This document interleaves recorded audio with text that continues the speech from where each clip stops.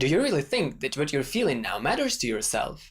Hi, my name is Vadim, and let me prove you that it doesn't. Ask yourself a question. Do you care more about your experiences or the memories you form from those experiences? It's definitely not a simple question to ponder, so let me frame this problem in a different way. Imagine a vacation of your dreams, whether it's a luxurious beach holiday in the Bahamas, a trek through astonishing Himalayas, or an adventure in the Amazonian jungle. Now ask yourself, how much would you be willing to pay for it? Keep that number in mind and answer the second question. How much would you pay for the same vacation if at the end of it, all the memories of it would be erased from your mind and all the pictures and videos you made would be deleted? You can momentarily feel how much discomfort this puzzle brings you. And guess what? Most of us have to practically force ourselves to believe that a vacation that we will forget can have any value for us at all.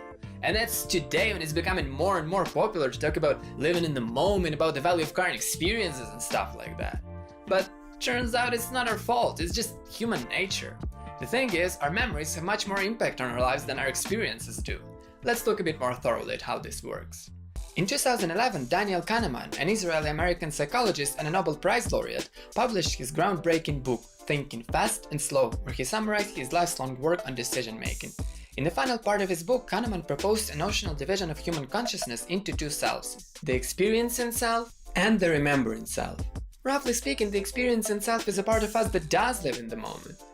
Through the lens of our experiencing selves, we see our lives, an instant after an instant. And most of these moments in a few seconds will be gone forever, but the experiencing self doesn't think about it. The remembering self, on the other hand, sees our lives in retrospect. It keeps track of and evaluates our past. It also constructs an imaginary narrative of the future that we want or don't want for ourselves. The experiencing self, though, only cares about the present.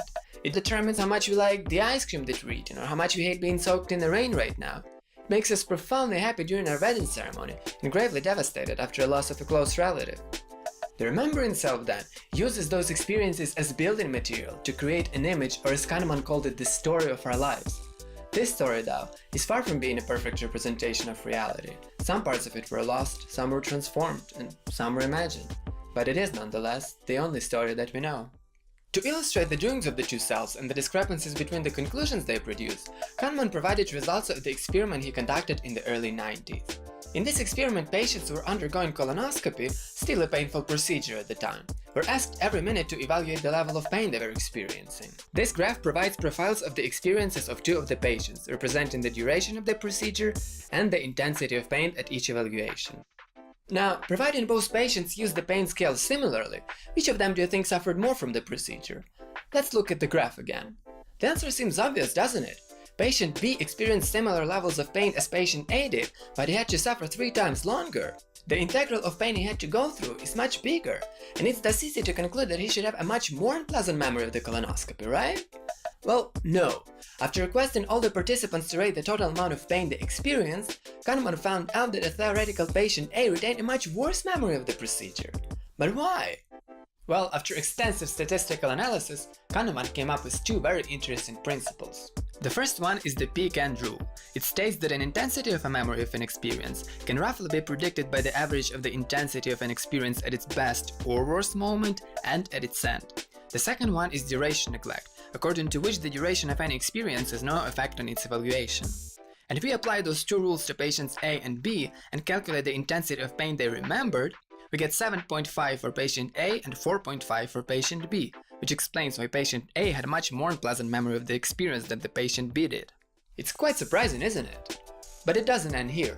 Kahneman takes these implications even further in his famous cold hand simulation experiment, where he shows how we very often disregard our experiences while making decisions. In this experiment, participants were subjected to two experiences. In the first one, they had to immerse their hand into painfully cold 14 degrees Celsius water for 60 seconds. In the other one, they had to do the same thing, but for 90 seconds, without being told that for the last 30 seconds the water is going to be heated up by 1 degree.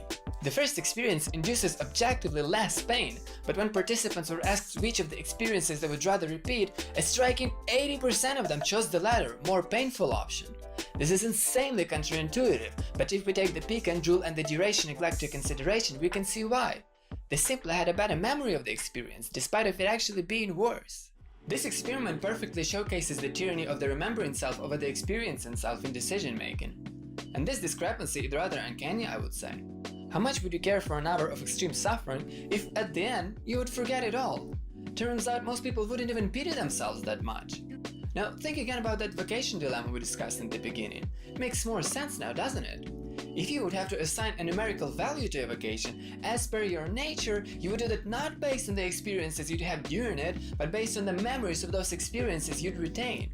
And if you were to keep 0 memories of the vacation, its value would go down to, well, 0. All this leaves us with some pretty challenging questions of both practical and philosophical nature.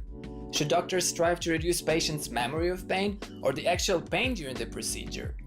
Should we actually care that much about living in the moment? What value do all the precious moments of our lives have for us if they are forgotten? Of course, we cannot completely disregard our experiences, otherwise we wouldn't care enough to eat good food or watch Pulp Fiction for the 5th time.